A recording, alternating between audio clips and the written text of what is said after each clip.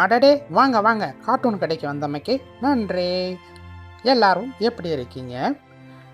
புதிய நண்பர்களா மறக்காம சப்ஸ்கிரைப் பண்ணிக்கிங்க. அப்பதான் தினந்தோறமும் நம்மளுடைய சேனலில் போடுற வீடியோக்கள் உங்களுடைய நோட்டிஃபிகேஷனில் வந்து சேரும். நீங்கள் பார்க்கலாம், ரசிக்கலாம். பிடிச்சிருந்தா சப்ஸ்கிரைப் பண்ணலாம், ரொம்ப பிடிச்சிருந்தா லைக் பண்ணலாம். குறை இருந்தாலும் நிறை இருந்தாலும் கமெண்ட் பண்ணுங்க மறக்காம. ரொம்ப ரொம்ப பிடிச்சிருந்தா உங்க நண்பர்களுக்கும் ஷேர் பண்ணுங்க. ஓகே, வாங்க நம்ம கார்ட்டூன் கடைக்குள்ள இப்ப பகிர்ந்துக்கலாம். அண்ணே, இன்னைக்கு என்னென்ன கதை சொல்ல போறீங்க? அட வாப்பா தம்பி, இன்னைக்கு கதையா சொல்லிடுவோம், நல்ல கதையா சொல்லிடுவோம். அண்ணே, நல்ல அருமையான கதையா ஒன்று சொல்லுங்கண்ணே. கண்டிப்பா. இன்னைக்கு வந்துட்டு ஒரு இயற்கை, அதாவது மரத்தை பற்றி ஒரு கதை சொல்ல போகிறேன். அந்த மரத்தோட கதை பார்த்தீங்கன்னா எல்லாருக்கும் ரொம்ப முக்கியமான கதை. அந்த கதையை ரொம்ப சுவாரஸ்யமாக புரியும்படி உனக்கும் மற்ற குழந்தைகளுக்கும் தெளிவாக சொல்ல போகிறேன். கேட்குறீங்களா? அண்ணே, சீக்கிரம் சொல்லுங்கண்ணே, ஆர்வமாக இருக்கண்ணே உங்கள் கதையை கேட்க. சொல்லுங்கண்ணே. ஒரு பயங்கரமான காற்று. அந்த காற்றுல ஒரு மரம் மட்டும் இலை இல்லாமல் வெறும் மரமாக ஆடிக்கிட்டே இருந்துச்சான். அப்படி ஆடக்குள்ளார அந்த பக்கமாக 2 சிறுவர்கள் நடந்து போனாங்களாம். நடந்து போகும்போது, அண்ணே, காட்டு வழியில காத்தடிக்கும் போது அங்க ஒரு மரம் மட்டும் இலத்தலை இல்லாம ஆடனுச்சான். எப்படின்னு? எப்படி? தம்பி, இந்த மாதிரி குறுக்கா முறுக்கா பேசி குழப்பக்கூடாது கதையை முதல்ல ஒருபடியாக கேளுப்பா.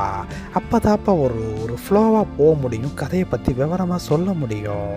கதையை ஒழுங்காக கேட்கணும், புரியுதா? அண்ணே, சரிங்க அண்ணே, சரிங்க அண்ணே, நீங்கள் கதையை சொல்லுங்கண்ணே, ஆசையாக இருக்குண்ணே. சொல்லுங்கண்ணே, சொல்லுங்க.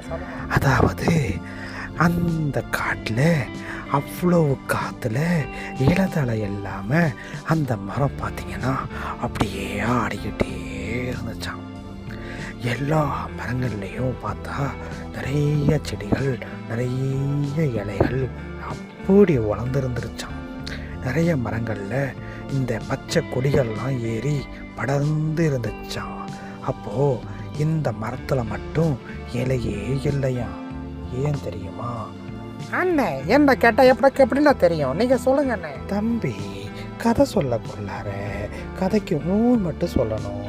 குறுக்கால பூந்து குழப்பக்கூடாதுப்பா, புரியுதா? ஓகே, இப்போ கதைக்குள்ளே போகலாம். என்ன அப்படின்னாக்க, அந்த மரத்துக்கு என்ன பிரச்சனைன்னு கேட்டால், அந்த மரத்தில் தண்ணி நீரோட்டம் இல்லாமல் அது வாடி வதங்கி சாகிற நிலைமைக்கு போயிடுச்சான். அந்த வழியாக போன 2 சிறுவர்கள் அதை பார்த்துட்டு, இந்த மரத்துங்களெல்லாம் பார்த்தா ஒரே பச்சை பச்சைன்னு இருக்குது, பத்தாவதுக்கு மரத்து மேலே செடி கொடியெல்லாம் ஏறி இருக்கே, இந்த மரத்தில் மட்டும் ஏன் இலையே இல்லை அப்படின்னு 2 பசங்களுக்குள்ளார ஒரே பேச்சுவார்த்தை நடந்துச்சான். காற்று அடிக்கிற அடியில் மேலே காஞ்சிருந்த சில குச்சிகள் காஞ்சி முறிஞ்சு கீழே விழுந்துச்சான். அதை பார்த்த 2 சிறுவர்களுக்கு, ஐயோ, அப்புறம் என்னென்ன ஆச்சு? பசங்களுக்கு அடிபட்டுருச்சா? தம்பி, இப்போ தானப்பா சொன்னேன் உங்ககிட்ட, குறுக்காவில் புந்து கொலாபரேஷன் பண்ணக்கூடாதுன்னு. கதையை கேளுப்பா. என்ன நிலவரம்னு கேட்டால், அந்த காஞ்சி போன குச்சி கீழே விழுந்ததுனால அந்த பசங்களுக்கு மனசுக்குள்ள ஒரு கேள்வி எழுந்துச்சான். பச்சை மரத்தில் எவ்வளோ காத்தடிச்சாலும் அதிலிருந்து செடி குச்சிகள் வந்துட்டு உடஞ்சி விழுவுறதில்ல. ஆனால் இங்கே அடிக்கிற காற்றுல இது மட்டும் விழுந்துருச்சே, அப்போ என்னவா இருக்கும் அப்படின்னு பசங்களுக்குள்ளார ஒரு சந்தேக கேள்வி எழுந்துச்சான். உடனே அதை போய் கிட்டக்க பார்த்தா அந்த மரத்துக்கு பக்கத்தில் நிறைய தண்ணி இருந்துச்சான். இந்த காஞ்சி போன மரத்துக்கு பக்கத்தில் தண்ணியே இல்லாமல் உயரமான மேட்டில் இருந்துச்சான். அப்போ இந்த மரத்துக்கு அந்த மரத்துக்குண்ணே என்னென்னாச்சு? இந்த மரத்துக்கு என்னென்னாச்சு சொல்லுங்கண்ணே, சொல்லுங்க. மரத்துக்கு ஒன்றும் ஆகலப்பா, மரத்தை கதையை கேளுப்பா. என்னாச்சு அப்படின்னாக்க, அவங்க ஒரு முடிவுக்கு வந்தாங்களாம்.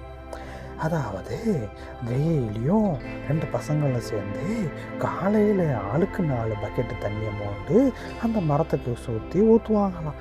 சாயந்தரமும் அதே மாதிரி ஆளுக்கு 4 பக்கெட்டு தண்ணியை மோண்டு அந்த மரத்துக்கு ஊற்றுவாங்களாம்.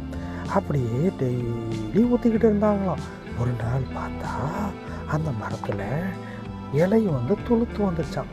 துளுத்து வந்து பார்த்ததுமே அந்த மரத்தில் வந்த இலையெல்லாம் பார்த்த சந்தோஷத்தில் இந்த பசங்களுக்கு ஒரே சந்தோஷமா ஒரே ஆர்வக்கோளாக இருந்துச்சான். அப்புறம் என்ன தம்பி கதையை கேளுப்பா. அதுக்கப்புறம் நாள்பட பசங்களுக்கு ஆர்வம் தாங்காமல் டெய்லி தண்ணி ஊற்றுவாங்களாம்.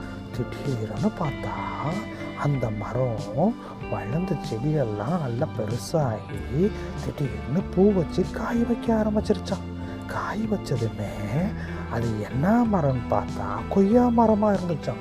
பசங்களுக்கு ஒரே சந்தோஷமா டெய்லி வருவாங்களாம், டெய்லி தண்ணி ஊற்றுவாங்களாம், டெய்லி கொய்யாப்பழம் பறித்து சாப்பிடுவாங்களாம். அப்போ இதுலேருந்து கதையிலேருந்து என்ன புரியுது? நாம் மரம் வளர்த்தால் அது நமக்கு பலன் தரும். புரியுதா? அது மட்டும் இல்லை, அதோடு சேர்ந்து இந்த பூமியில் வாழக்கூடிய அத்தனை உயிரினங்களுக்கும் நல்ல காற்றை சுவாசிக்க அது கொடுக்கும்.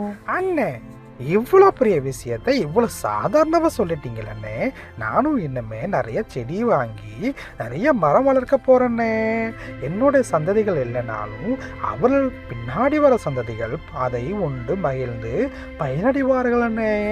ரொம்ப நன்றிண்ணே, அருமையான கதை சொன்னீங்கண்ணே.